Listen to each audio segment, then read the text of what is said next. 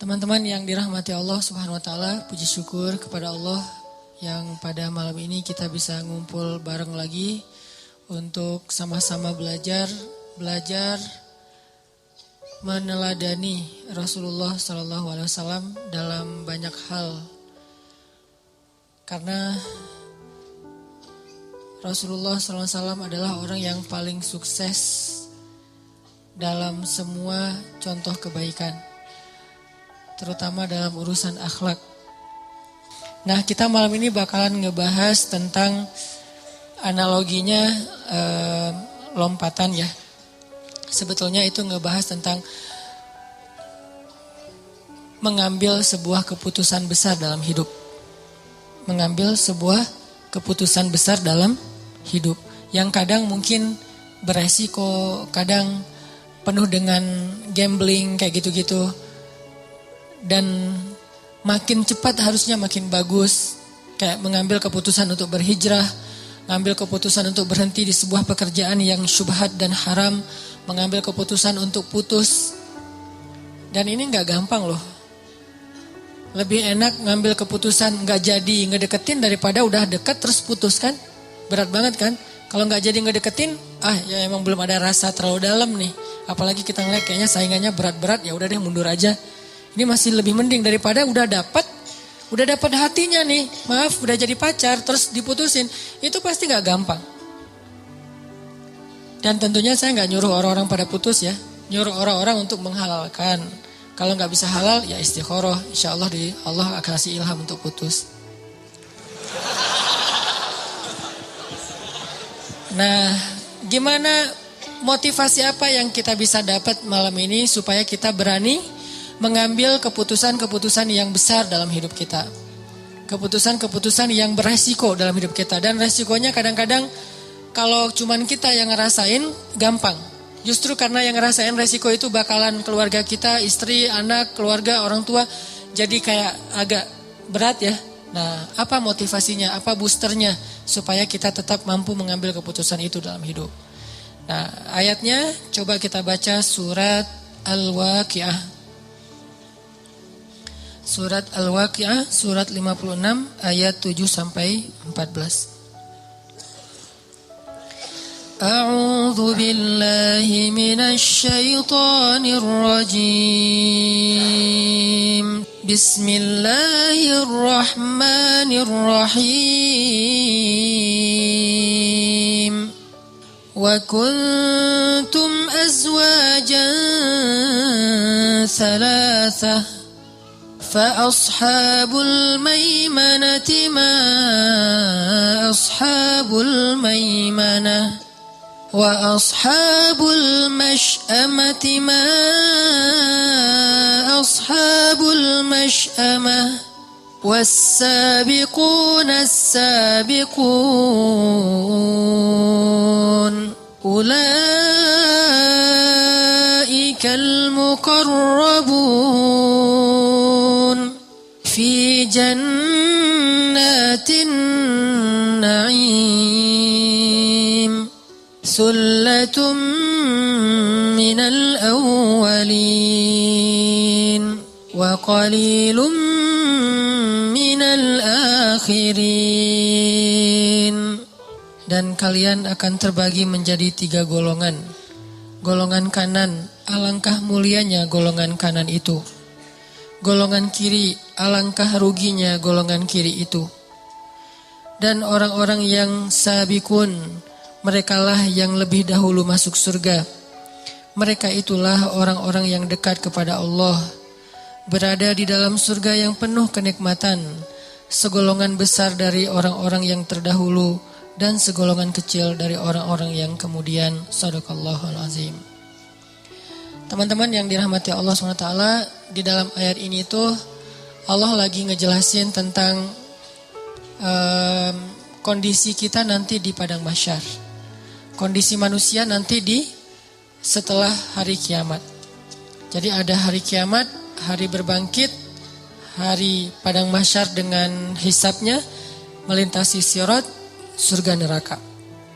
Di padang mahsyar itu Allah membagi manusia secara umum menjadi 3 golongan. Kita nggak akan bahas golongan keduanya, yaitu golongan kiri. Kita bahas golongan kanan dan golongan depan. Apa bedanya golongan kanan dengan golongan depan?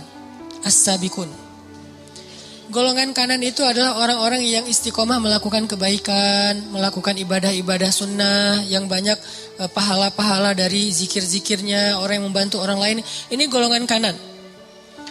Identik dengan melakukan kebaikan. Kalau sabikun, identik dengan berkorban. Kalau melakukan kebaikan kayak melakukan hal-hal yang dia mampu, melakukan hal-hal yang dia bisa, melakukan hal-hal yang dia punya kelebihan, itu kanan. Kayak orang melakukan ibadah sholat dalam keadaan wajar, dalam keadaan normal, orang melakukan tahajud, orang melakukan apa, ini orang-orang yang melakukan kebaikan itu ashabul yamin. Kalau sabikun, orang-orang yang melakukan sesuatu yang beresiko. Orang-orang yang melakukan sesuatu itu yang penuh dengan gambling. Orang-orang yang melakukan sesuatu itu dengan berat, tapi dia melakukan dan menyegerakan kebaikan-kebaikan itu. Bisa dikatakan sabikun di sini ada dua kalimat, dua kata ya, diulang. Was-sabikunas sabikun. Apa maksudnya? Kata ulama tafsir, was-sabikun yang pertama itu dunia, was-sabikun yang kedua itu akhirat. Artinya, siapa yang di dunia menyegerakan satu kebaikan besar, maka nanti di akhirat Allah juga segerakan untuk dia kebaikan besar berupa surga. Was-sabiquna fid dunya fahumus sabiquna fil akhirah, itu tafsirnya. Siapa yang di dunia berlomba-lomba kepada kebaikan, siapa yang di dunia berani mengambil sebuah keputusan besar karena Allah dan disegerakan, maka fahumus sabiquna fil akhirah. Allah juga enggak akan ragu-ragu untuk ngasih dia sebuah hadiah besar nanti di akhirat dan menjadi yang paling duluan. Salah satunya adalah orang yang fastabiqul khairat, orang yang wasari'u ila maghfirah, orang yang infiru khifafan wa thiqalan, orang yang segera dalam berjihad, orang yang segera dalam bertaubat, orang yang segera dalam berhijrah, orang yang segera dalam berdakwah, orang yang segera dalam memaafkan, orang yang segera dalam menginfakkan hartanya walaupun dalam keadaan sulit. Pokoknya yang melakukan sesuatu yang tidak normal. Kebaikan, dua-duanya kebaikan, yamin dan sabikun, dua-duanya kebaikan. Tapi ini di atas kenormalan, kewajaran. Dia melakukan dengan penuh resiko. Ini sabikun. Termasuk ketika kita mengambil keputusan besar dalam hidup kita. Salah satu yang paling besar itu adalah meninggalkan pekerjaan yang kita udah nyaman, berpenghasilan besar, tapi ternyata pada akhirnya kita tahu itu tidak berkah. Yang namanya nggak berkah pasti nggak halal atau syubhat. Kita pada akhirnya tahu ternyata pekerjaan kita ini nggak berkah. Bisa syubhat, ragu-ragu, bisa jelas haram, nggak boleh. Cuman udah terlanjur enak dengan pekerjaan itu, kita udah lama di situ, penghasilan kita udah banyak, kan nggak gampang mengambil keputusan kayak gitu. Tapi kalau kita berani dengan membawa nama Allah, saya melakukan ini karena Allah, laka Rabbi. Karena engkau ya Allah saya mengambil keputusan ini dengan penuh resiko, maka was-sabiqun as-sabiqun. Itulah orang-orang sabikun. Dan memang jumlahnya enggak banyak. Dulu di zaman para sahabat sullah banyak. Kalau sekarang qalilun, tinggal sedikit orang yang berani mengambil hal-hal yang kayak gini. Kan enggak mudah kan meninggalkan pekerjaan yang dengan itu kita udah beli mobil, kita udah beli rumah, kita udah beli aset, kita udah punya tabungan sekian ratus juta, kita udah ngerencanain jalan-jalan ke luar negeri setiap akhir tahun, pas ulang tahun pernikahan, pas apa dan segala macam. Ternyata sekarang harus kita tinggalkan dan semua kebiasaan kita itu kayaknya bakalan berubah. Yang udah bertahun-tahun, setahun 2 kali jalan-jalan keluarga dan nginep di hotel-hotel bintang 4, bintang 5, dan ada beberapa negeri lagi yang kita pengen kunjungin, tiba-tiba sekarang kita tahu ternyata pekerjaan kita nggak halal dan harus kita tinggalkan. Yang itu artinya beresiko kita nggak bakalan jalan-jalan tahun ini. Beresiko bahwa kita bakalan harus ngelepas beberapa aset kita yang belum lunas supaya bersih. Yang beresiko mungkin kita nggak akan dapat nafkah yang seperti mengasih nafkah yang seperti sebelumnya. Beresiko mungkin istri kita bakalan ngambek. Masih mending kalau cuma ngambek. Kalau lebih dari itu kan lebih berat nih. Belum lagi nanti diomongin oleh mertua, orang tua segala macam. Resiko. Ini keputusan besar. Ketika kita berani mengambil ini, berarti kita termasuk was-sabiqun. Insyaallah fahumus sabiqun. Nanti di akhirat juga Allah akan memprioritaskan mereka. Kenapa? Karena mereka di dunia memprioritaskan Allah. Siapa yang memprioritaskan Allah di dunia, Allah prioritaskan nanti dia di akhirat. Itu kaidah sederhana, bisa digonta-ganti istilahnya sama aja intinya. Fadhkuruni azkurkum. Intinya seperti itu. Ihfazillah yahfazka. Ana inda dhanni abdi bi. Jadi teman-teman yang dirahmati Allah, ini salah satu ayat motivasi buat kita berani mengambil keputusan besar dalam hidup kita. Insya Allah nanti setelah sholat isya, ini saya akan nge-adlib sedikit. Insya Allah teman-teman bulan April saya akan ke camp pengungsi Suriah di perbatasan Turki dan Suriah. Dan nanti kalau ada izin mungkin juga akan coba masuk ke perbatasan, ngelihat beberapa pengungsi yang unregister, artinya camp pengungsi yang belum terregister kepada pemerintahan Turki, artinya mereka nggak dapat bantuan dari pemerintahan Turki. Saya insya Allah akhir April bakalan ke sana dan mudah-mudahan kita bisa sama-sama menggalang dana, terutama untuk Ghouta yang sekarang lagi memanas luar biasa, penganiayaan kemanusiaan yang luar biasa. Insya Allah nanti akan saya salurkan sendiri langsung kepada para pengungsi yang ada di sana. Jadi insya Allah nanti habis isya kita akan melakukan penggalangan dana dan akan dilanjutkan dalam bentuk medsos. Dan mudah-mudahan nanti infak kita akan menjadi salah satu jihad harta kita untuk kaum muslimin di sana. Selain yang sudah kita juga lakukan tetap di Indonesia, tetap prioritas. Hanya ini darurat yang luar biasa ya. Kalau teman-teman lihat di sosmed, luar biasa keadaannya. Dan bagi saya panggilan Allah itu ada 3. 1, Allah memampukan kita, berarti Allah memanggil kita. Memanggil kita untuk umroh, untuk haji, untuk menikah, itu dimampukan, itu panggilannya. 2, Allah memanggil kita dengan suara azan. Dan yang 3, Allah memanggil kita dengan suara tangisan saudara kita, supaya kita mau membantu mereka. Jadi Allah gak memanggil kita dalam bentuk ayat, tapi tangisan anak-anak di Ghouta, tangisan anak-anak di Suriah, tangisan anak-anak di Rohingya, di Palestina, itu adalah panggilan Allah dengan dalam bentuk nada deringnya, tangisan mereka. Allah nelfon kita tuh. Cuma nada deringnya, suara mereka, tangisan mereka. Kita harus angkat telepon Allah semampu kita. Jangan sampai kita mereject panggilan Allah yang sudah berdering sekian lama nih. Udah mungkin 10 tahun berdering. Oh udah pernah saya angkat Ustadz, angkat lagi aja terus sering. Makin sering kita mengangkat panggilan Allah, makin sering nanti Allah akan mengangkat panggilan kita. Insya Allah nanti ada sedikit penggalangan dana, mohon izin kepada teman-teman habis isya dan setelah itu kita lanjutkan ta'lim kita. Barakallahu li wa lakum. Bismillahirrahmanirrahim. Teman-teman yang dirahmati Allah Subhanahu wa taala, kita lanjutkan tentang ayat was-sabiqun as-sabiqun di surat Al-Waqiah. Tentang gimana caranya kita punya keberanian dan kemantapan azam buat mengambil sebuah keputusan besar dalam hidup kita. Kalau kita analogiin tuh kayak misalnya seorang cewek lagi mau pulang ke Bandung dari luar kota nih. Terus dia pesan mobil rental dengan drivernya, gak kenal dengan drivernya. Tiba-tiba driver itu datang, terus penampilan drivernya kayak serem gitu. Si ceweknya gak kenal, penampilan drivernya agak serem, terus secara gayanya juga drivernya orangnya kayak menakutkan gitu. Pasti si cewek ini juga gak akan nyaman untuk bisa pakai mobil itu dengan driver itu pulang dari misalnya sebutlah dari Jakarta ke Bandung atau dari Pangandaran ke Bandung pakai mobil rental dengan driver kayak gitu malam hari. Pasti gak nyaman. Kalau dia bisa milih pasti dia akan ganti.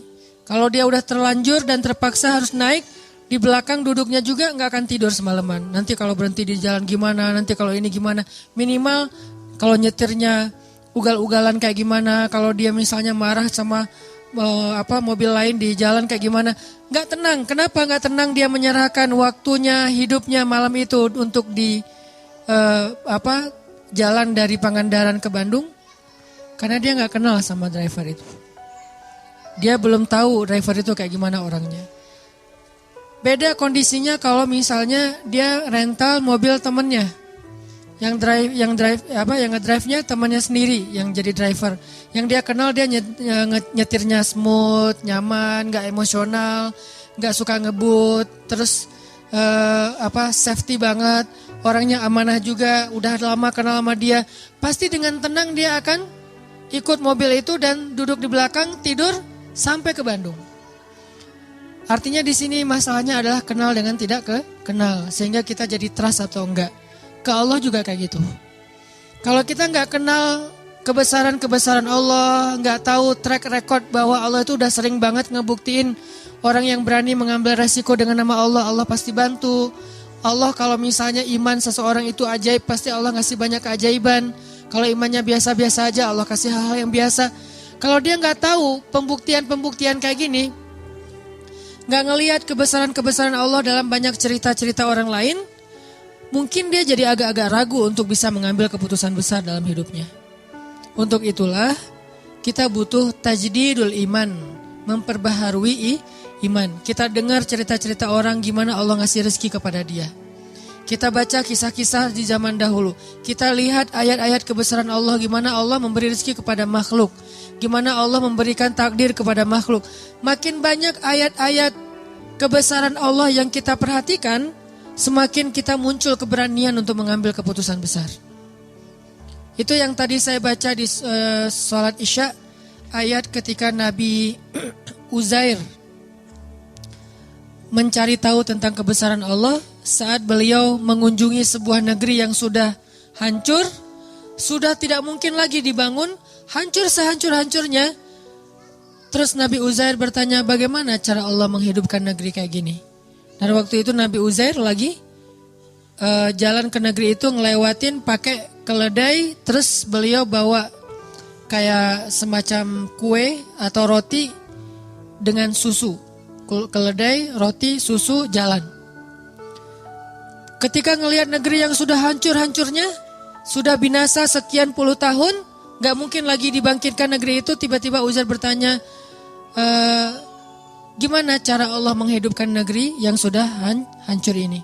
Lalu Allah Subhanahu wa taala membuat Uzair mengantuk, beliau tidur dan mengikat keledainya di sebuah tempat dan meletakkan susu dan kuenya di sebelah beliau tidur. Ternyata Allah menidurkan Uzair selama mi'ata'am, 100 tahun. Jadi kalau Ashabul Kahfi itu sekitar 300 tahun sekian, kalau Uzair 100 tahun, 1 abad. Tadi ketika Uzair pergi meninggalkan negerinya untuk sampai ke negeri tersebut, dia tuh meninggalkan keluarganya, dia meninggalkan pembantunya. Nah kemudian Uzair pun berangkat dan tertidur di situ 100 tahun. Setelah 100 tahun Uzair bangkit dari tidurnya, Allah bangunkan. Pas dibangunkan datang malaikat. Malaikat bertanya kepada Uzair, "Kam labist? Berapa lama kamu tidur di sini?" Uzair menjawab, "Labistu yauman au ba'da yaum." Saya tidur di sini sehari atau setengah hari. Rasanya kayak setengah hari doang tidurnya, tapi enak gitu badannya, kayak tidur pulas seharian. Terus malaikat itu mengatakan, "Enggak. Kamu tidur di sini selama mi'ata'am, 100 tahun. Apa buktinya? Coba kamu lihat keledai kamu. Keledainya sudah menjadi tulang belulang. Sudah tidak ada lagi daging, kulit. Benar-benar udah jadi tulang. Seperti bangkai tulang hewan yang ada di tengah padang pasir. Udah habis 100 tahun. Tapi coba kamu lihat makanan kamu masih seperti baru ditinggalkan tadi dan masih hangat. Jadi kayak roti gitu, baru ditaruh. Itu kayak baru naruh beberapa menit yang lalu, masih hangat, rotinya masih lembut, belum kering sama sekali. Jadi Allah kasih 2 kondisi yang berbeda dengan waktu yang sama. Yang satu 100 tahun sudah jadi tulang belulang, yang satu yang harusnya nggak usah tunggu 100 tahun, sehari juga basi kan. Kalau keledai ditinggal beberapa hari mungkin masih bertahan nih, lemah, mungkin lama-lama mati dan nggak langsung jadi tulang. Tapi kalau roti sehari juga udah basi. Hari ketiga udah keluar jamur, lama-lama keluar ulat dan habis gak ada sisa. Tapi yang harusnya sehari basi masih hangat. Yang harusnya beberapa minggu baru menjadi tulang, malah sudah menjadi tulang belulang. Akhirnya malaikat ini kemudian menyebut nama Allah, tiba-tiba tulang belulang keledai itu disatukan lagi, dirangkaikan lagi, kemudian dagingnya membalut tulang, lalu kulitnya membalut daging, tiba-tiba keledai itu kayak apa ya? Kayak rewind gitu ya, kayak balik lagi gitu. Tiba-tiba dia jadi hidup. Dan ini nggak pakai aplikasi loh. Benar-benar nyata gitu. Bukan pakai aplikasi editan atau apa, tiba-tiba jadi hidup lagi. Dan keledai itu persis seperti ketika tadi Uzair tinggalkan saat sebelum beliau tidur. Disinilah Uzair mengatakan, a'lamu annallaha ala kulli syai'in qadir. Sekarang saya mengerti, Allah itu emang maha kuasa atas apapun juga. Bisa apa aja, gak ada yang gak bisa. Nah, tajrid iman. Kalau cara Nabi Uzair mentajrid iman dengan hal-hal yang kayak gini, karena beliau imannya ajaib. Makanya dikasihlah mujizat-mujizat yang di atas nalar kita. Kalau kita bisa mentajrid iman dengan dengar cerita-cerita orang. Dengar cerita-cerita orang yang pernah merasakan keajaiban dalam rezeki, keajaiban dalam kehidupan, keajaiban dalam pemberian Allah, keajaiban dalam jodoh. Itu banyak banget dan cerita-cerita kayak gitu harusnya menguatkan azam kita untuk mengambil keputusan yang besar dalam hidup. Saya secara pribadi itu yang selalu saya coba recharge ke diri saya untuk berani mengambil hal-hal yang memang mungkin gak besar-besar amat. Tapi buat saya itu juga butuh keberanian untuk melakukannya. Karena apa? Karena banyak mendengar kisah-kisah baik yang pernah terjadi atau yang sekarang sedang terjadi di antara teman-teman kita. Gak jauh dari ayat itu, hanya berselang satu ayat, bahkan gak berselang setelah ayat itu, ada lagi kisah Nabi Ibrahim juga sama, pengen menguatkan iman. Jadi tiba-tiba Nabi Ibrahim bertanya, wa idh qala Ibrahim, Rabbi arini kaifa tuhyil mauta. Ya Allah, gimana? Coba tunjukkan ke saya cara engkau menghidupkan yang udah mati itu gimana? Biar yakin dengan hari kebangkitan. Allah bertanya dan Allah Maha tahu jawabannya. Awalam tu'min? Apakah kamu belum beriman wahai Ibrahim? Kata Ibrahim, qala bala walakin liyatma'inna qalbi. Ya Allah, saya udah beriman, cuman pengen mantap nih. Tajdid, perbaharuan, recharge. Saya pengen lebih mantap ya Allah. Coba tunjukin ke saya gimana cara ngidupin yang mati. Allah berfirman, ambillah 4 ekor burung, lalu potong-potong kecil, sembelih, taruh di 4 penjuru bukit yang berbeda-beda. Udah mati, udah dipotong-potong kecil, dicincang-cincang, bisa jadi sate itu ditaruh di bukit-bukit yang berbeda. Sekarang wahai Ibrahim, tepuk tangan kamu dan panggil dengan nama Allah. Burung itu datang dalam keadaan utuh. Tidak ada satu goresan luka pun di tubuh burung tersebut. Baru Ibrahim mengatakan, innallaha azizun hakim. Allah itu maha perkasa dan maha bijaksana.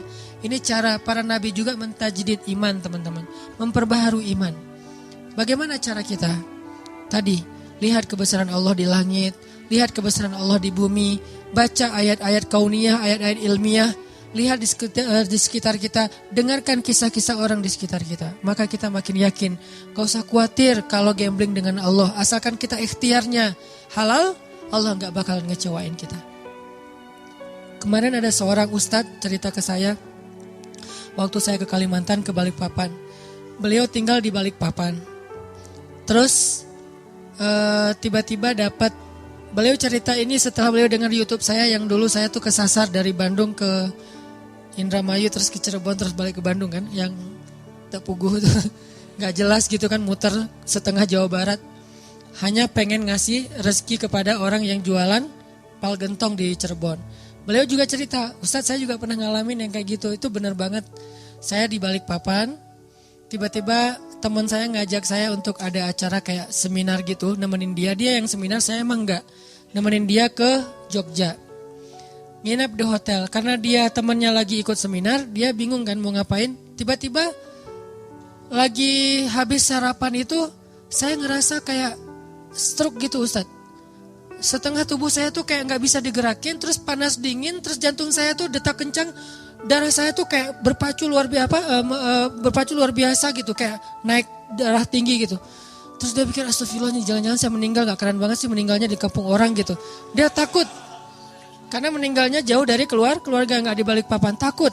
Beberapa menit dia diam gitu, terus bertahap perlahan kemudian normal lagi.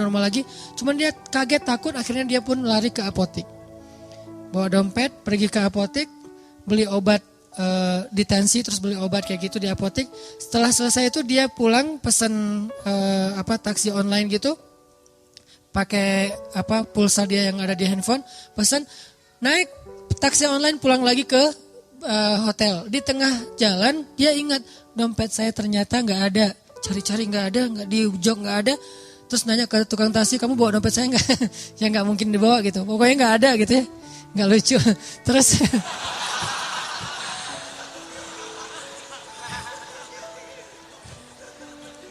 ternyata komennya yang lucu.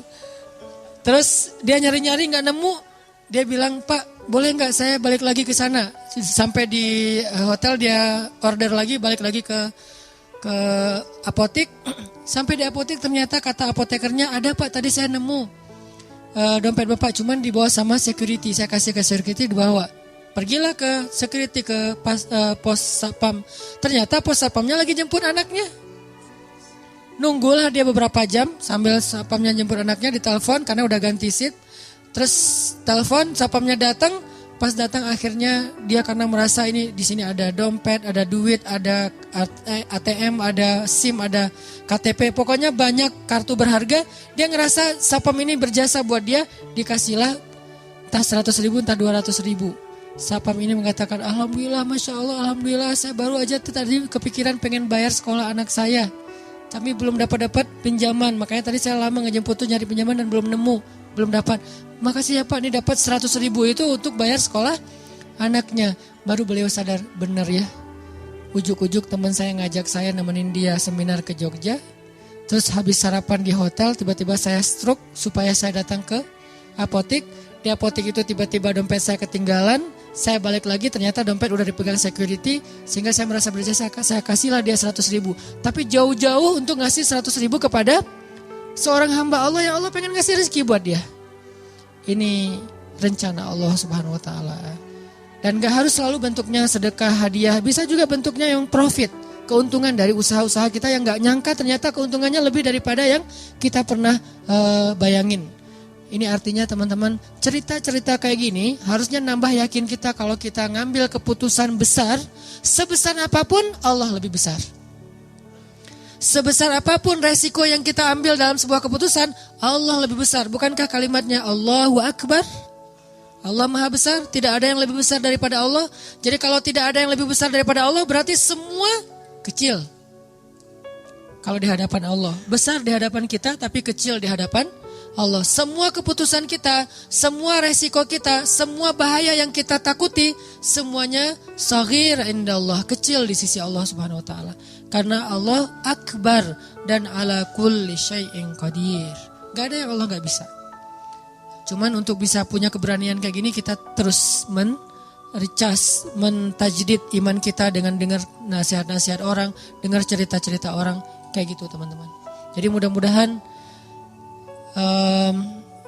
dari sekarang kita coba lebih sering mencas iman kita lewat motivasi taklim, lewat bacaan, lewat cerita-cerita teman kita, hal-hal yang ajaib dalam hidup dia. Suatu saat kalau memang kita harus mengambil sebuah keputusan besar, maka kita sudah punya kemantapan hati, sudah yakin sama Allah. Dan keyakinan kita yang dalam itu, itulah modal paling penting kita dalam mengambil keputusan besar. Bukan misalnya nih, mau ninggalin kerjaan, udah nabung dulu sekian ratus juta, biar nanti kalau lagi oleng masih ada simpenan uang. Bukan itu modal yang nomor satu, walaupun itu penting. Tapi bukan itu nomor satu. Nomor satu adalah yakin kepada Allah. Karena makin kita yakin kepada Allah, Allah juga makin ngebuktiin kebenaran dari keyakinan kita. Kalau kita ragu-ragu dikit, Allah ngebuktiinnya juga sesuai dengan zon prasangka kita kepada Allah. Kalau buat saya pribadi, saya terus ngelatih yang kayak gini-gini. Pokoknya kalau sama Allah mah gak usah khawatir lah. Yang penting ikhtiar. Dan ikhtiar itu bagian dari tawakal. Ikhtiar itu bukan berbeda ya. Bukan ikhtiar dan tawakal. Ikhtiar itu bagian dari tawakal. Karena kalau orang yang tidak tawakal pasti ikhtiarnya melenceng. Kalau dia ikhtiarnya gak melenceng, masih fisabilillah, masih sesuai dengan syariat, koridor, on the track. Berarti dia masih tawakal sama Allah, masih berserah. Begitu ikhtiarnya udah keluar dari tracknya Allah, berarti dia udah gak yakin dan gak berserah lagi kepada Allah. Jadi ikhtiar, doa, bagian dari tawakal. Ikhtiar, doa, pasrah, itu bagian dari tawakal. Jadi bukan tawakal dan ikhtiar, bukan. Ikhtiar bagian dari tawakal. Insya Allah Ini bisa menjadi motivasi buat kita dalam mengambil keputusan-keputusan hidup kita. Walaupun mungkin awalnya emang agak berat, awalnya mungkin agak menyedihkan, awalnya mungkin agak sedikit terbeban. Tapi beban itu sedikit demi sedikit akan Allah ringankan. Dan setelah kita sampai kepada janji Allah untuk menolong kita, malah nanti kita akan mengatakan bersyukur dulu saya berani mengambil keputusan itu. Tapi iman kita harus stabil ya, jangan 2 hari, seminggu, sebulan kemudian kita mulai suudzon sama Allah. Yang tadinya Allah udah mau nolong kita gak jadi. Gara-gara apa? Udah pundung. Allah udah nurunin nih keajaiban dalam hidup kita. Pelan-pelan turun ke bumi. Dan itu juga butuh waktu gitu ya. Kenapa butuh waktu kok gak segera? Karena Allah pengen ngelihat kesabaran kita. Pengen ngelihat ketahanan iman kita. Pas udah mau sampai kita pundung. Naik lagi tuh bantuan kepada Allah. Ya Allah dia udah pundung gak jadi. Di cancel kan sama kita. Nah terus saja, jangan ada batasnya. Yakin sama Allah mah gak ada batas. Kalau sabar kepada manusia ada batasnya. Tapi sabar kepada Allah gak ada batasnya. Sabar kepada manusia ada batasnya. Tapi sabar ke Allah gak ada batasnya. Maka mudah-mudahan kita terus husnuzon sama Allah. Terus yakin sama Allah. Dan ngambil keputusan-keputusan hidup kita. Masing-masing punya hajat, punya masalah. Dan Allah akan menolong kita. La'allahu khair, la tahzan, innallaha ma'ana. Jangan ngerasa sendiri, jangan berputus asa, jangan khawatir, jangan sedih. Allah bersama kita.